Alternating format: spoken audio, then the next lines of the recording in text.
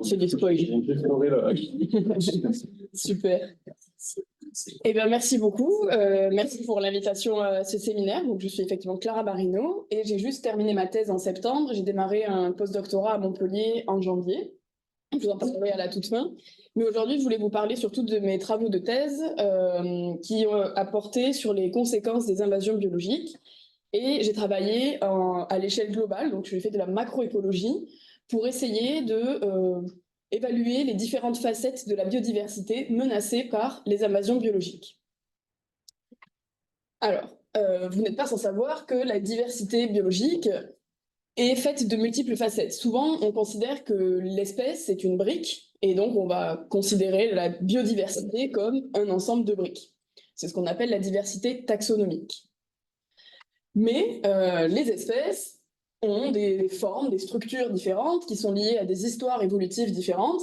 Et ici, par cette simple image, on remarque une quinzaine d'espèces d'oiseaux qui se différencient par la taille de leur bec, la forme de leur bec. Et cette taille de bec et forme de bec va avoir des conséquences directes sur leur régime alimentaire. Le régime alimentaire va lui-même avoir des conséquences sur les fonctions de l'écosystème. Par exemple, un toucan qui va manger des fruits va disperser des graines à travers la forêt, tandis que un vautour qui va manger des carcasses va avoir un rôle dans le recyclage de la matière organique.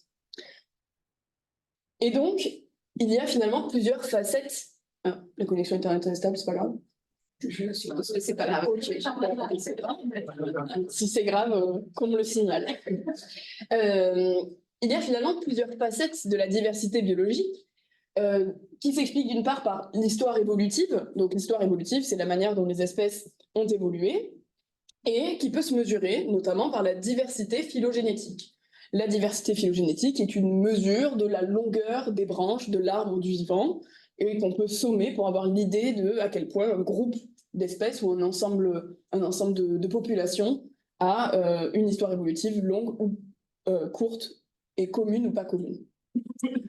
Et il y a une autre facette de la diversité qui est liée notamment aux traits des espèces. Donc les traits des espèces, ça peut être des traits morphologiques, comme je l'ai dit tout à l'heure avec la taille du bec ou la longueur du bec, la largeur du bec. Ça peut être aussi sur un oiseau, la longueur des ailes qui peut être liée à la dispersion ou la longueur de la queue, aussi liée à la mobilité. Mais ça peut être aussi des traits comme le mode de reproduction, la quantité d'œufs par couvée, le type d'habitat ou le régime alimentaire. Et tous ces traits peuvent être utilisés pour dériver ce qu'on appelle la diversité fonctionnelle. La diversité fonctionnelle, on peut la mesurer de plein de manières, mais moi, dans ma thèse, j'ai surtout utilisé des espaces multidimensionnels. Et donc, un espace multidimensionnel, c'est un espace ici en 2 dimensions, mais ça peut être à plus que 2, où les axes sont les traits des espèces. Ici, par exemple, le trait, ça va être la taille du corps, la body mass, et le régime alimentaire. Et donc ici, on aurait des petites espèces herbivores, tandis qu'ici, on aurait par exemple des grandes espèces carnivores si on met le régime alimentaire allant de herbivore à carnivore.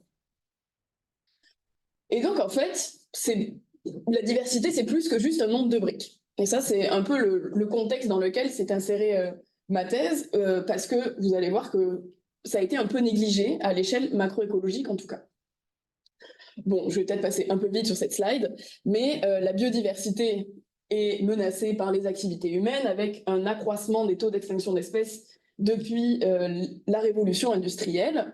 Et on attribue 5 grandes causes à ce déclin de la biodiversité, qui sont le changement climatique, les invasions biologiques, le changement d'usage des sols, la pollution et la surexploitation. Et moi, dans ma thèse, je me suis concentrée sur les invasions biologiques. Il me semble qu'ici, il y a une équipe qui travaille sur les invasions biologiques, mais je vais quand même refaire une petite définition. Qu'est-ce qu'on considère comme étant une invasion biologique et qu'est-ce qu'une espèce exotique envahissante? Donc ça part en fait d'une espèce qui est issue de sa région native, avec des populations dans un endroit où elle est présente naturellement, qui est transportée par l'humain, puis introduite dans une région qu'on appelle exotique. En anglais, c'est alien region. Et dans cette région, si cette espèce s'établit puis se disperse de manière autonome, sans l'aide de l'humain, alors on considère que c'est une espèce exotique. Et si jamais cette espèce a ensuite des impacts, que ce soit des impacts écologiques sur la biodiversité et les écosystèmes, des impacts socio-économiques ou des impacts sur les sociétés humaines comme sur le bien-être ou la santé, Dans ce cas, on va parler d'espèces exotiques envahissantes. Et ces invasions, eh bien, c'est une menace globale et croissante.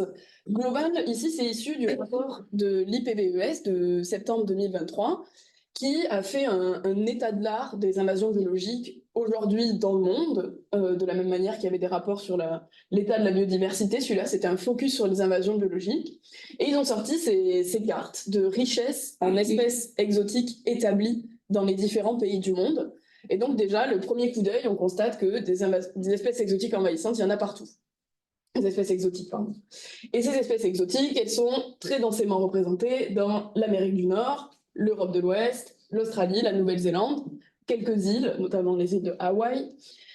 Mais en plus, on sait que on a un grand manque de données dans beaucoup de pays du monde, notamment en Afrique et en Asie.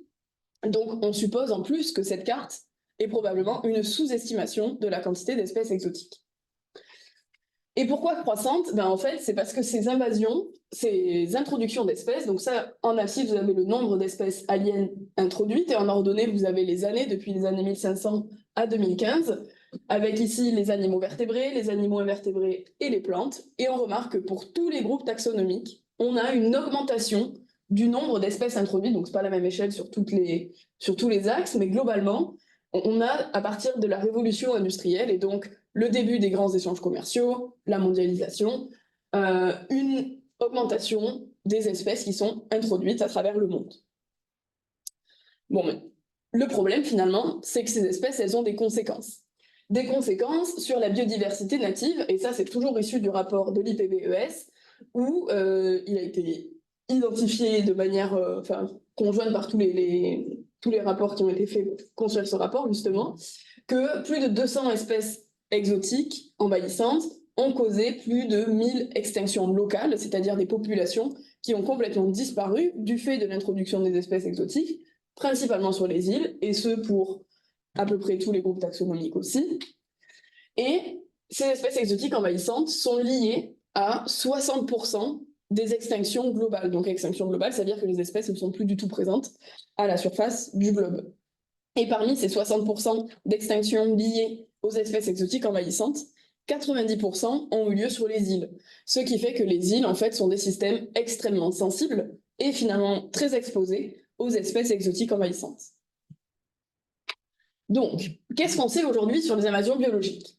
On a une bonne idée de la distribution spatiale et temporelle, comme c'est montré dans le rapport de l'IPBES, des espèces exotiques envahissantes à l'échelle du monde entier, même s'il y a toujours des manques de données. On sait aussi que les espèces exotiques envahissantes impactent la biodiversité native, sauf que ça, on l'a surtout observé à travers le prisme de la diversité taxonomique. Et donc, il nous manque un peu les conséquences que ça pourrait avoir sur les autres facettes de la diversité. On sait aussi que les introductions et les extinctions conduisent à l'homogénéisation des communautés, c'est-à-dire qu'on va avoir des espèces qui vont être plus dominantes à certains endroits et d'autres des espèces qui étaient plutôt rares fonctionnellement qui vont disparaître. Donc ça va aussi avoir des conséquences sur le fonctionnement a priori des écosystèmes. Et les espèces menacées et les espèces exotiques ne sont pas un sous-échantillon aléatoire de la biodiversité.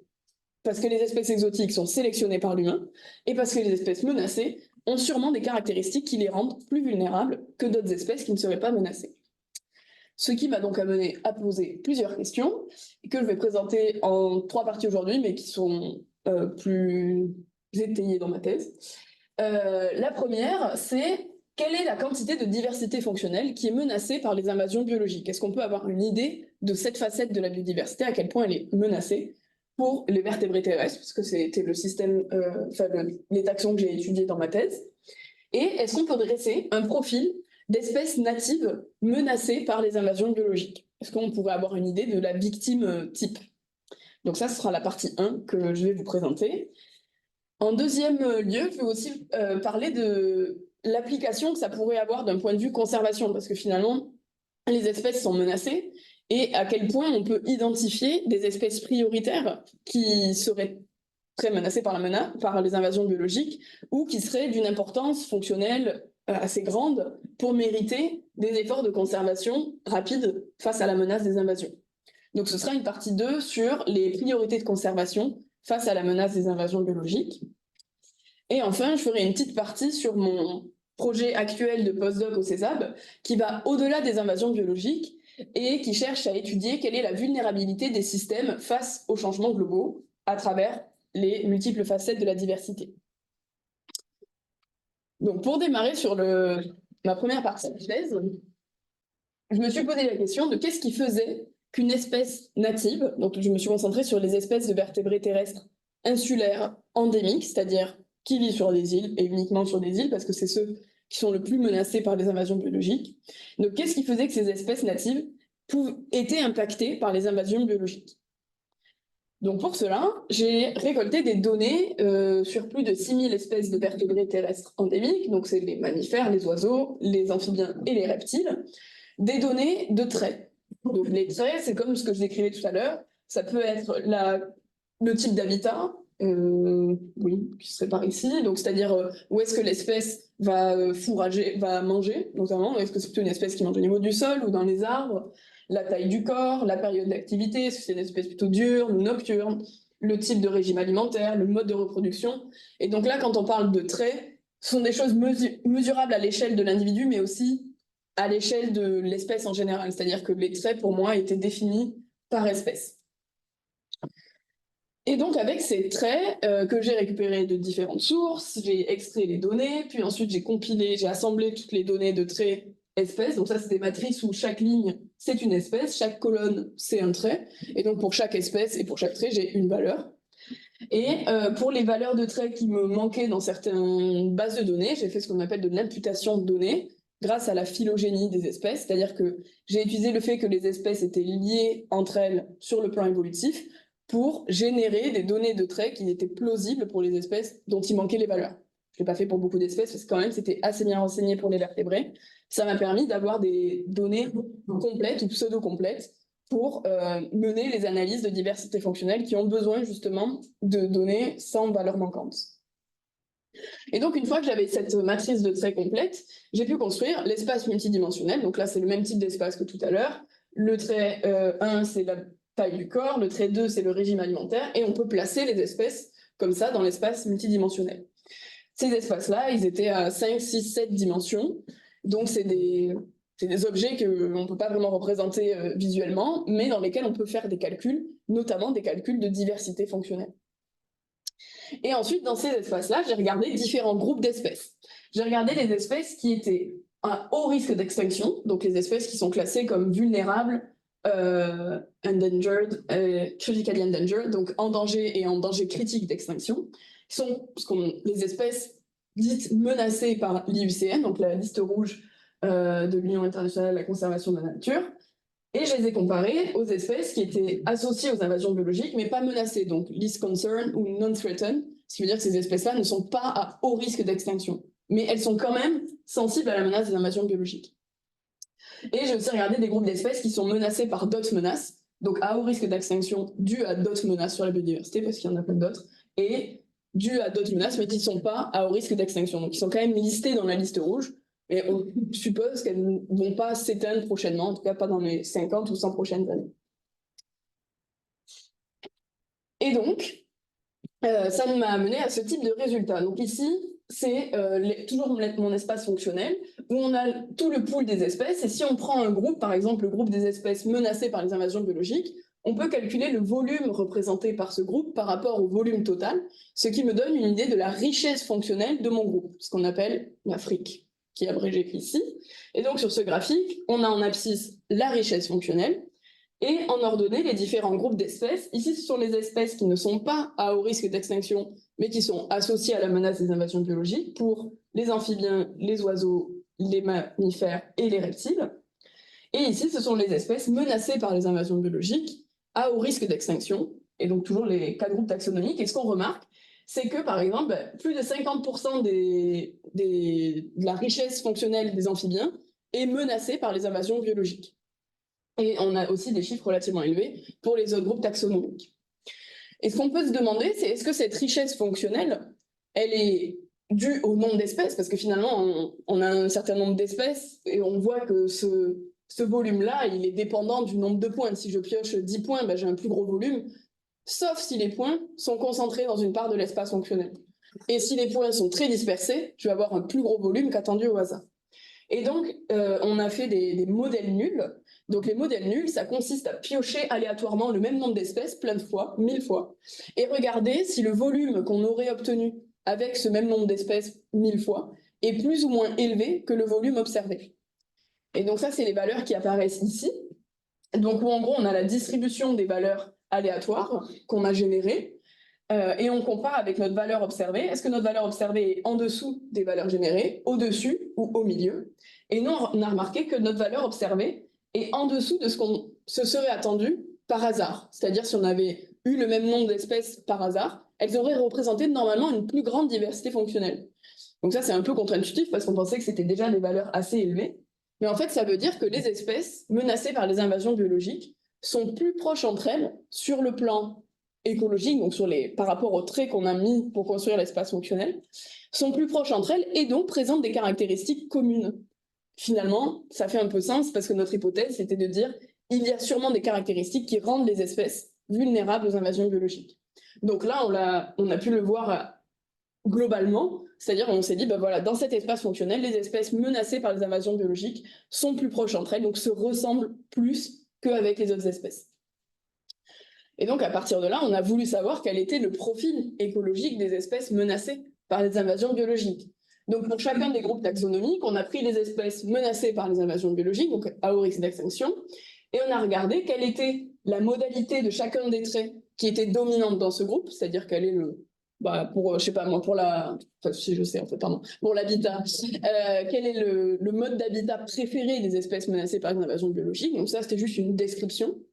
Et en même temps, on a aussi regardé quelles étaient les modalités de traits qui étaient surreprésentées dans ce groupe par rapport au reste du pool global des espèces insulaires endémiques, et donc pour voir s'il y avait des caractéristiques qui étaient vraiment liées au fait d'être menacées par les invasions biologiques.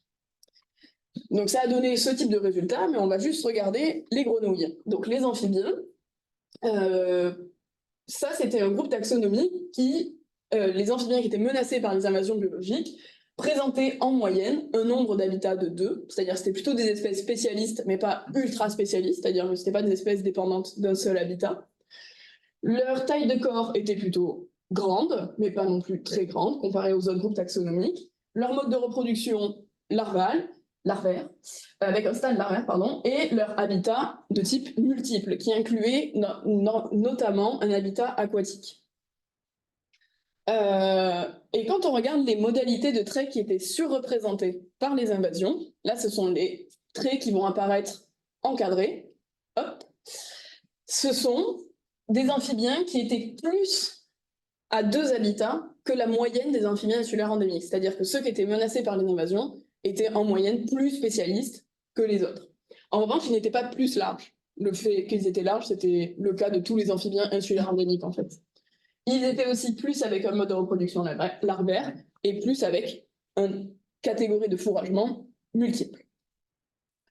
Bon, et la question, c'est est-ce que ces traits qui sont liés au fait d'être menacés par l'invasion biologique, est-ce que c'est juste lié au fait d'être une espèce menacée ou est-ce que c'est lié au fait d'être menacé par les invasions? Donc là, il a fallu comparer les caractéristiques des amphibiens ici menacés par les invasions biologiques. Donc quand c'est à droite de l'axe des X, on est plutôt surreprésenté dans ce groupe-là. Ça va être les modalités qu'on retrouve, multiples habitats et 2 types d'habitats, ou sous-représentés dans ce groupe-là.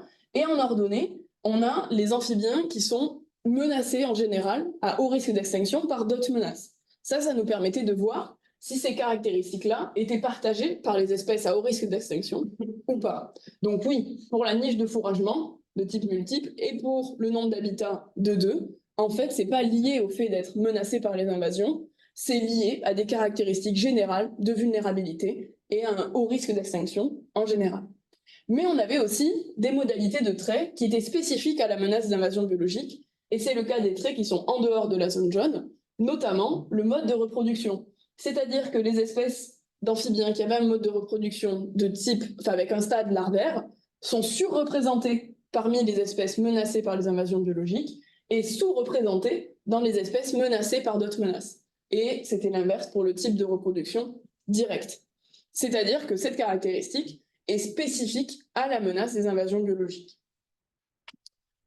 Et donc, en conclusion pour ce chapitre, ce qu'on a vu, c'est que les espèces qui sont de vertébrés insulaires endémiques menacées par les invasions biologiques supportent une grande quantité de la richesse fonctionnelle endémique insulaire, jusqu'à 50% pour les amphibiens, mais aussi jusqu'à presque 30% pour les oiseaux et les reptiles.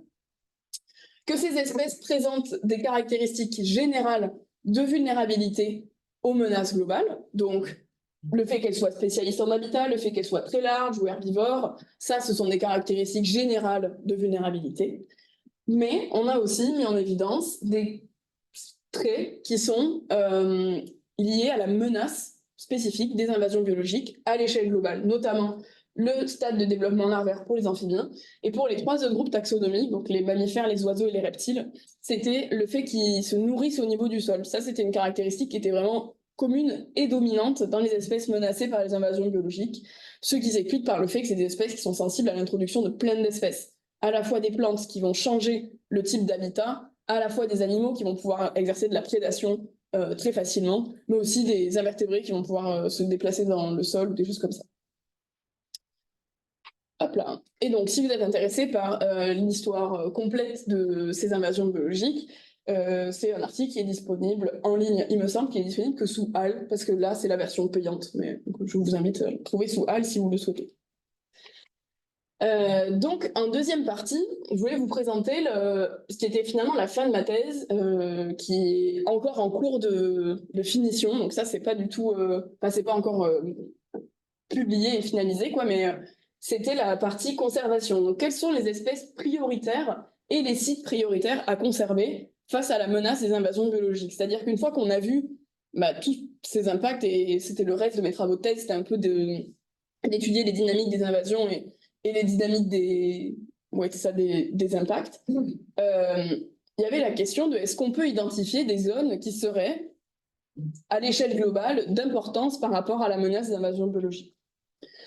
Donc pourquoi on s'est posé ces questions? C'est aussi, ça s'inscrit dans le cadre de la conférence de Kunming-Montréal sur la biodiversité, qui a défini un certain nombre de cibles, targets, pour 2030, que tous les pays, non, 196 pays ont signé et se sont engagés à, notamment, éliminer, minimiser et réduire les impacts des invasions biologiques. Ça, c'est la cible 6, qui est vraiment sur les invasions biologiques en particulier, et où il est dit qu'il faut prévenir l'introduction et l'établissement d'espèces prioritaires, donc identifier des espèces exotiques envahissantes de forte importance, et prévenir cette introduction spécialement dans des sites prioritaires, notamment les îles, mais du coup, il s'agit de bien identifier ces sites et ces espèces. Et pour réduire les impacts sur les espèces natives, il faut bien sûr aussi identifier les espèces natives qui pourraient être impactées. Donc, qu'est-ce qu'on sait aujourd'hui sur la menace d'invasion biologique à l'échelle globale? Ça, c'est issu d'un article de 2016 de Regan Early et collègues, où ils ont essayé de quantifier la menace des invasions, qui va de faibles menaces en bleu à très fortes menaces en rouge. Donc, on se dit, bon, ben voilà, ça y est, on a identifié les sites prioritaires. Sauf que le problème de cette carte, c'est qu'elle est dérivée à partir de proxys des invasions biologiques. Des proxys, ça veut dire, on sait que les invasions biologiques, elles sont dues à la densité humaine, au trafic maritime, au trafic aérien. Donc, si on connaît la quantité de densité de population, le trafic maritime, le trafic aérien, etc., on somme tout ça et on a cette carte. Sauf que là, ça ne prend pas vraiment en compte la biologie. On n'a pas d'espèces exotiques envahissantes dans ces données, on n'a pas d'espèces natives menacées dans ces données. Donc, il manquait un peu quelque chose de plus proche de la réalité, en tout cas. Et donc, ce qu'on a fait, c'est de définir un cadre qui permettrait de calculer la vulnérabilité face aux invasions biologiques, qui comprend à la fois l'exposition à la menace et la sensibilité à la menace. C'est basé sur les Climate Change Vulnerability Assessment, qui sont des méthodes qui permettent d'évaluer la vulnérabilité au changement climatique, qui a été définie par le GIEC dans les années 2007. Où l'idée, c'était de voir quelles sont les zones qui vont être très exposées au changement climatique et de regarder aussi quelles sont les zones qui vont être vulnérables d'un point de vue population, je sais pas, résilience par rapport au PIB ou des choses comme ça, à la richesse des zones et tout, où on peut avoir plus de résilience s'il y a plus d'argent, par exemple. Donc, l'idée, c'est de combiner cette métrique d'exposition avec cette métrique de sensibilité pour avoir la vulnérabilité. Et donc, on a adapté ça aux invasions biologiques en définissant l'exposition aux invasions biologiques comme la somme de 3 métriques qui prennent en compte d'une part la richesse en espèces exotiques envahissantes, donc le nombre d'espèces qui sont introduites dans un système, leur range de distribution, ce qui nous donne une idée de à quel point elles sont capables de se disperser, donc leur capacité de dispersion, et leur impact, c'est-à-dire à quel point elles vont avoir un impact fort ou pas dans la zone où elles sont introduites. Ça, c'est pour la partie exposition. Et on a aussi ajouté une partie sensibilité qui permet d'évaluer un petit peu à quel point le système dans lequel les espèces sont présentes, parce que s'il y a des espèces exotiques, mais qu'il n'y a pas d'espèces sensibles, bon, bah, on peut se dire que c'est pas dramatique sur la biodiversité. Si on combine à la fois des zones où il y a beaucoup d'espèces exotiques envahissantes et des espèces sensibles à ces espèces exotiques envahissantes, dans ce cas-là, on va avoir une plus forte vulnérabilité à la menace en général. Et donc, la combinaison de ces 2 métriques, de sensibilité et d'exposition, nous donne un gradient de vulnérabilité, où la vulnérabilité est très faible quand il n'y a ni exposition ni sensibilité aux invasions, très haute quand les 2 marqueurs sont au maximum, et qui est médiane quand on a par exemple une forte exposition, mais une très faible sensibilité, et etc. Donc on a défini 5 catégories de vulnérabilité comme ça. Et on a appliqué ce cadre aux vertébrés terrestres, en utilisant des données notamment de l'IUCN pour identifier 300 espèces exotiques envahissantes qui étaient associées qui menaçaient plus de 1600 vertébrés natifs. Et on a utilisé des données du GBIF donc, pour avoir les occurrences des espèces exotiques. Et les données de l'IUCN, pour avoir la distribution des espèces natives. Et donc là, je vous montre les résultats pour les oiseaux uniquement. Donc, ce qu'on a obtenu, c'est une exposition qui ressemble à cette carte ici, où plus on va vers le noir, plus la zone est exposée aux invasions biologiques. Et ce qu'on remarque, notamment, c'est qu'il y a des zones fortement exposées, comme l'Amérique du Nord, l'Europe de l'Ouest, l'Australie, la Nouvelle-Zélande, l'Afrique du Sud, une partie de l'Amérique du Sud, et certaines îles comme les îles de Hawaï et de la Nouvelle-Zélande. Et des zones très faiblement exposées, notamment le centre de l'Afrique, l'Amérique tropicale et tout ce qui est Asie tropicale et Asie centrale. Et donc, si on passe sur la sensibilité, on a un pattern qui est très différent, où là, on va avoir la richesse en espèces sensibles aux invasions biologiques. Et ce qu'on remarque, c'est qu'elles se concentrent, notamment dans les zones, c'est les zones où le bleu est le plus foncé, elles se concentrent sur les zones côtières, donc sur les bordures de continents, les îles du Pacifique, avec Hawaï dominant, l'Europe de l'Ouest, ici les zones côtières aussi, et l'Australie, la Nouvelle-Zélande, avec, pareil, les zones côtières. Et donc, si on combine ces 2 cartes, donc on fait pas la somme des 2, mais on les superpose l'une sur l'autre, quoi. Finalement, c'est un peu une somme. On obtient la vulnérabilité, selon le gradient défini tout à l'heure.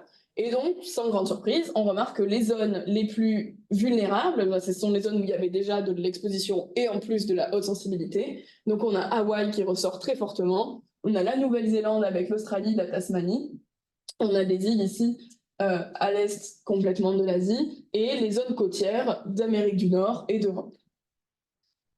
Bon, mais le problème de cette méthode, quand même, c'est les données GBIF. Vous avez vu que la carte d'exposition, on soulignait fortement l'Europe centrale, l'Amérique du Nord, l'Australie, qui sont en fait les zones où il y a le plus gros effort de recherche. Donc, ce qu'on a voulu faire aussi, c'est d'associer cette métrique de vulnérabilité avec une analyse d'incertitude mesurée par ce qu'on appelait la completeness en données. La completeness prenait en compte 2 éléments, la capacité de détection des invasions biologiques et l'effort de recherche. Donc, on a combiné 2 métriques qui permettaient de mesurer dans chacun des pixels ici, enfin dans chacun des cercles, à quel point la menace des invasions biologiques et l'effort de recherche étaient bien menés dans la zone. Et effectivement, sans grande surprise, on remarque que les zones comme l'Amérique du Nord, l'Europe de l'Ouest, mais surtout l'Australie, étaient les mieux renseignées, donc avec la plus forte completeness. Ce sont aussi les zones avec une assez forte exposition. Ce qui veut dire qu'on peut dire assez fidèlement que dans ces zones-là, les zones qu'on a identifiées comme étant vulnérables ou très vulnérables aux invasions biologiques sont plutôt fidèles. Et a priori, on peut se baser sur les résultats de ce cadre conceptuel pour dire que dans l'Australie, eh bien, les zones les plus importantes, ça va être les zones côtières, ou la Nouvelle-Zélande ou la Tasmanie. On peut dire la même chose dans l'Amérique du Nord. En revanche, il y a des zones dans lesquelles on ne peut pas dire que la menace n'est pas présente. C'est a priori parce qu'il n'y a pas assez de données qu'on n'a pas pu mettre en évidence une exposition aux invasions biologiques. Et donc, un des points clés de ces travaux, c'était de dire, à l'échelle globale, en fait, on n'a jamais une vision globale, parce qu'on dépend toujours de données qui sont issues de grandes banques de données sur la biodiversité, mais qui sont issues d'années de recherche liées à des institutions qui ont de l'argent et qui vont aller faire de la recherche dans certains pays et pas dans d'autres, ou qui se passent dans certains pays et pas dans d'autres. Donc, on a toujours dans les études globales, en fait, les conséquences de l'histoire, quoi, et de ce qu'on observe vraiment, c'est pas la réalité des choses. Voilà, bon, ça, j'imagine que c'est un peu évident de le dire, mais en fait, c'est pas non plus répété souvent, on dit, bah voilà, on a ce cadre-là à grande échelle. Il faut aussi garder en tête qu'on peut pas tout dire, même quand on a beaucoup de données. Donc, pour résumer sur ces travaux-là, la vulnérabilité aux vertébrés terrestres, on la définit comme la combinaison de l'exposition et de la sensibilité, un peu en parallèle des cadres sur le changement climatique. Elle est très haute sur les zones côtières et les îles océaniques pour les oiseaux, et pour les mammifères et les reptiles, c'était concentré surtout sur l'est de l'Australie. Et cette vulnérabilité, elle est sujette aux biais qui existent aujourd'hui sur les données de biodiversité. Et donc, elle doit se regarder à la lumière des connaissances qu'on a aujourd'hui. Donc ça, c'était sur les sites prioritaires.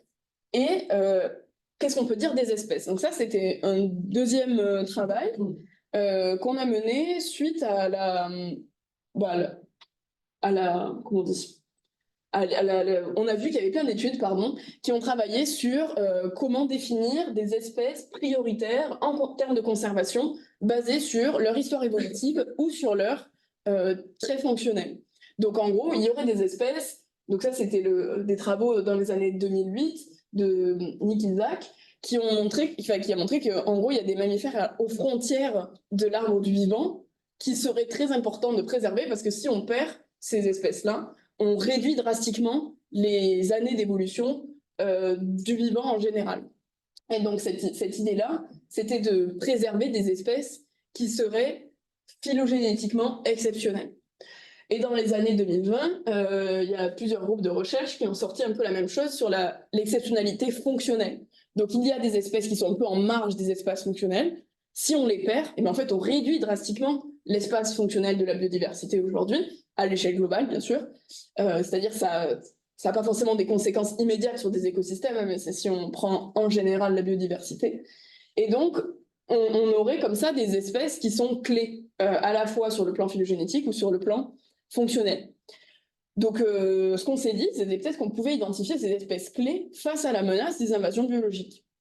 Donc, on a mené des travaux avec Philippa Coutinho-Suarez et Céline Bellard sur les priorités de conservation pour les espèces qui seraient fonctionnellement uniques et spécialisées et menacées par les invasions biologiques. Donc, c'est en révision actuellement dans le journal, mais bon, c'est disponible sous HAL aussi, le préprint en tout cas.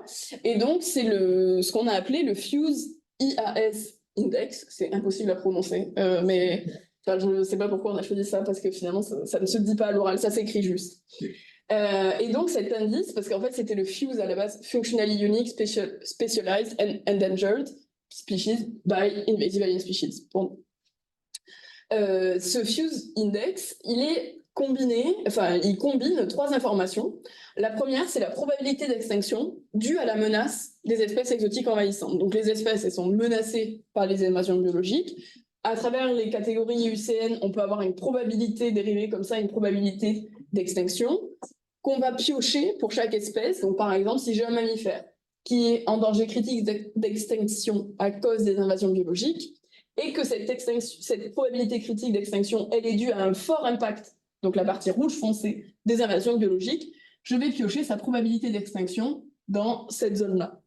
En revanche, si l'espèce elle est menacée par les invasions biologiques assez faiblement et qu'elle est non-threatened à l'échelle globale, je vais piocher sa probabilité d'extinction ici. Et donc, on a comme ça une manière d'avoir une probabilité d'extinction continue pour les espèces. Et on peut combiner cette probabilité d'extinction qui nous donne le côté menacé par les invasions biologiques à deux éléments qui sont la spécialisation fonctionnelle. Donc à quel point l'espèce elle est éloignée de la moyenne de l'espace fonctionnel. Donc la moyenne de l'espace fonctionnel, ça va être le centroïde de l'espace. Donc on va calculer comme ça pour chaque espèce la distance au centre de l'espace fonctionnel. Et on peut aussi regarder à quel point elle est unique, c'est-à-dire à quel point ses voisins les plus proches, ses 5 voisins les plus proches sont éloignés. Donc cette unicité, elle est calculée comme étant la somme des distances aux 5 plus proches voisins. Cette espèce-là, elle va être plus unique que celle-ci qui est entourée de plus de personnes proches. Et donc on peut être unique mais pas spécialisé, et spécialisé mais pas unique. C'est pas des métriques qui sont corrélées. Et une fois qu'on a ce score, donc qui est la combinaison de la probabilité d'extinction, la fonctionnalité, la spécialisation fonctionnelle, pardon, et l'unicité fonctionnelle, on peut dériver des listes d'espèces prioritaires. C'est un peu complexe, mais juste on va se concentrer sur la liste cœur des espèces menacées par les invasions biologiques, qui sont les espèces qui sont à haut risque d'extinction et qui ont une haute unicité ou spécialisation fonctionnelle. Et il y a aussi d'autres listes qui seraient par exemple la watchlist, des espèces qui sont importantes sur le plan fonctionnel, mais qui ne sont pas encore aujourd'hui à haut risque d'extinction à cause des invasions biologiques. C'est intéressant d'avoir ces listes-là aussi si on veut planifier de la conservation à plus long terme.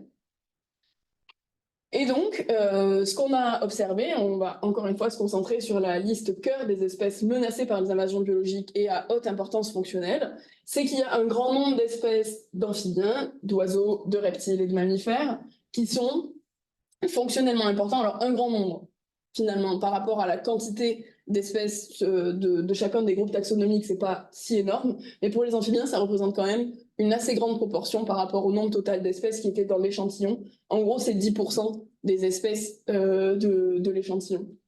Et ces espèces-là sont globalement à haut risque d'extinction, donc en danger ou en danger critique d'extinction. Enfin, globalement, elles sont dans les plus hautes catégories. Et si on regarde où sont ces espèces, donc là, on reprend les oiseaux, et ici, c'est juste la richesse en espèces, c'est les top FuseIS de la core list. En gros, on a rangé les espèces par ordre d'indice FuseIS et on a pris tous les oiseaux de la liste cœur qui étaient menacés. On a pu dériver la carte des richesses et ce qu'on remarque, c'est que c'est une carte qui ressemble énormément à la carte de sensibilité de tout à l'heure. Donc finalement, les zones des espèces sensibles, on les a identifiées avec la première métrique, mais on confirme aussi que c'est des zones où les oiseaux sont exceptionnels à l'échelle globale en termes de fonction. Donc c'était pas nécessaire, et d'ailleurs pour les mammifères, il n'y a pas du tout la même congruence, c'est-à-dire que les mammifères exceptionnels en termes de fonction ne sont pas au même endroit que l'ensemble des mammifères menacés par les invasions biologiques. En revanche, pour les oiseaux, on a quelque chose d'assez évident qui ressort, c'est que les oiseaux des îles du Pacifique, des zones côtières, et de Nouvelle-Zélande et Australie, mais aussi les oiseaux par exemple de l'Himalaya, vont avoir une fonction plus exceptionnelle que l'ensemble des oiseaux du monde, etc. Et donc, pour résumer encore cette partie-là, on a défini, nous, cet indice FuseIS comme la combinaison de la probabilité d'extinction due aux invasions biologiques et de leur position dans l'espace fonctionnel. Ça représente plus de 1370 espèces de vertébrés terrestres qui sont fonctionnellement uniques et menacées par les invasions biologiques, donc sur lesquelles on pourrait déjà vérifier s'il y a des plans de conservation mis en place ou pas du tout, et si ce n'est pas le cas, de les pointer quelque part pour dire voilà, ce sont des espèces pour lesquelles il y aurait vraiment un intérêt à mettre un effort si on décide de conserver les espèces qui sont fonctionnellement uniques et spécialisées. Et sont dispersés à travers le monde avec des hotspots qui sont variables en fonction des groupes taxonomiques. Donc j'en suis à la fin de mes projets de thèse, et donc je voulais juste vous présenter mon projet de postdoc rapidement, parce que c'est ce que je fais aujourd'hui, qui porte sur la vulnérabilité des systèmes aux changements globaux à travers les multiples facettes de la diversité. Donc on reprend cette diapositive, mais je me suis concentrée sur les invasions biologiques dans ma thèse. C'est pas la seule menace sur les systèmes.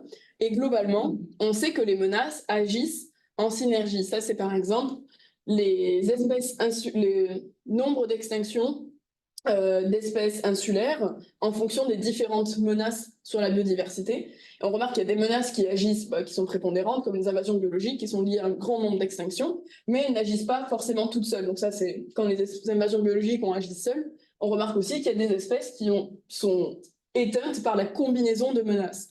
Donc en fait, considérer plusieurs menaces, c'est aussi avoir une idée plus globale de à quel point les espèces sont menacées, et notamment les espèces insulaires. Et dans mon postdoc, je me concentre sur les îles et sur la vulnérabilité insulaire. Bon, ça, c'est juste pour justifier pourquoi les îles, mais ça pourrait être sur n'importe quoi d'autre. Les îles sont très importantes sur le plan de biodiversité. Elles ne représentent moins de 7% de la surface terrestre, mais elles représentent une grande partie des espèces en danger. Et surtout, elles contiennent le record des extinctions d'espèces globales, c'est-à-dire que plus de 3/4 des extinctions ont eu lieu sur des îles. C'est normal, c'est parce que c'est des espaces isolés, avec des populations de petite taille, et où les espèces étaient plutôt naïves avant l'introduction des espèces exotiques envahissantes notamment. Et par exemple, plus de 95% des extinctions d'oiseaux ont eu lieu sur les îles, donc c'est des chiffres énormes, mais c'est aussi lié à l'histoire évolutive spécifique des îles. Et donc, l'objectif du projet Rivage, qui est le projet dans lequel j'ai démarré mon postdoc, c'est de proposer une évaluation globale de la vulnérabilité insulaire à 3 facteurs de changement globaux. Donc, c'est toujours pas les 5, mais bon, on progresse un petit peu en termes de menaces considérées. L'idée, c'est d'évaluer l'exposition des îles à 3 menaces, donc ce sont les changements climatiques, le changement d'usage des sols et les invasions biologiques, combiné à la sensibilité de 3 groupes taxonomiques. Donc la sensibilité, c'est un peu comme tout à l'heure où on combinait l'exposition et la sensibilité. Ici, des mammifères, des oiseaux et des plantes. Et combiné cette fois-ci à la capacité adaptative des espèces et des espaces et des systèmes. C'est-à-dire, on sait que les espèces, elles vont pas toutes disparaître brutalement du fait de la pression, des pressions qui existent sur elles. Ça va dépendre de à quel point elles peuvent s'adapter et de à quel point les populations peuvent se déplacer ou bien avoir une réponse physiologique au changement, par exemple au changement climatique, etc. Et donc, on va combiner ces 2 informations avec une 3e dimension qui est la capacité adaptative des assemblages. Ici, il y a les définitions précises. Et donc, l'idée, c'est d'abord de construire une base de données. Pardon, j'ai oublié un truc important, c'était qu'on va travailler à cette vulnérabilité à travers les 3 facettes de la diversité. Donc l'idée, c'est de construire une base de données qui va contenir ces 3 types de marqueurs pour les 3 menaces, les 3 groupes taxonomiques, les différentes facettes de la biodiversité. Et une fois qu'on a cette base de données, on aimerait pouvoir étudier un petit peu à quel point ça a des effets sur la biogéographie insulaire, c'est-à-dire que la biogéographie, ça a été défini dans les années 67 comme étant des manières simples de donner la richesse, le nombre d'espèces présentes sur une île qui va être dépendant de l'extinction, du taux d'extinction, taux de spéciation et de la taille de l'île globalement. Mais en fait, peut-être qu'aujourd'hui, avec les activités humaines, on chamboule complètement cette biogéographie qui était si évidente il y a 50 ans, même s'il y a 50 ans, il y avait déjà plein de changements liés aux activités anthropiques. Et donc l'idée, c'est de voir un petit peu la sensibilité des différents marqueurs qu'on va obtenir dans notre base de données à des caractéristiques des îles. Et à terme, l'objectif, ça va être de proposer des scénarios de conservation qui vont prendre en compte cette vulnérabilité. C'est-à-dire, si on a une métrique de vulnérabilité globale, qu'est-ce qu'on peut faire jouer dans cette vulnérabilité pour l'abaisser au maximum, enfin l'abaisser au minimum, donc pour obtenir le plus d'îles possible avec une vulnérabilité moindre, et donc soit augmenter la capacité adaptative, soit diminuer l'exposition ou la sensibilité, ou des choses comme ça. Et donc ça va être fait notamment avec l'IUCN, dont certains membres participent à notre groupe de travail. Et en fait, juste pour vous expliquer un peu comment ça fonctionne, le CESAP, si vous n'êtes pas familier avec, c'est un projet qui est financé pour 3 ans et le postdoc dure 2 ans dans ce projet. Donc moi, j'ai commencé en janvier, mais le projet, il a démarré un petit peu avant, quelques mois avant, quoi. Et surtout, il se terminera bien après, a priori, où il y a 14 chercheurs et chercheuses du monde entier qui viennent 2 fois par an au César pendant une semaine travailler sur le projet. Donc c'est des experts et expertes du domaine et c'est co-dirigé par Céline Bellard et Daniel Kisling. Céline Bellard, c'était ma directrice de thèse à l'Université Paris-Saclay. Daniel Kisling, il est aux Pays-Bas, à l'Université d'Amsterdam. Et donc, il y a 14 autres experts et expertes qui viennent, par exemple, de domaines de la biogéographie insulaire, qui sont experts sur différents groupes taxonomiques aussi. Donc, nous, on était plutôt spécialistes des vertébrés terrestres, mais la partie plante, il a fallu s'accompagner de différentes personnes qui étaient capables d'avoir une idée des données, de la bibliographie sur ces sujets-là. Et donc, ça va durer voilà, les 3 ans, pendant lesquels l'objectif, c'est d'avoir à la fin la base de données qui va être ouverte et d'avoir pu profiter de la base de données construite pour en sortir les premières analyses. Et c'est pour ça que moi, je suis là, entre autres. Donc voilà, l'idée, c'est de coordonner aussi ce groupe de recherche. Si vous êtes intéressé pour en savoir plus sur le projet, je pourrais aussi, on peut en discuter. Et aussi, il y a possibilité d'assister au workshop, en fait. Donc chaque semaine, où il y a tout ce monde qui vient à Montpellier, il y a des sessions qui peuvent être publiques ou qui peuvent être en visio. Donc si c'est des choses qui vous intéressent ou que vous avez envie de discuter, c'est tout à fait possible. Voilà, et il me semble que j'ai terminé. Donc merci pour votre attention. Et je voulais remercier les co-auteurs et Céline surtout pour tous les travaux faits jusque-là. Merci.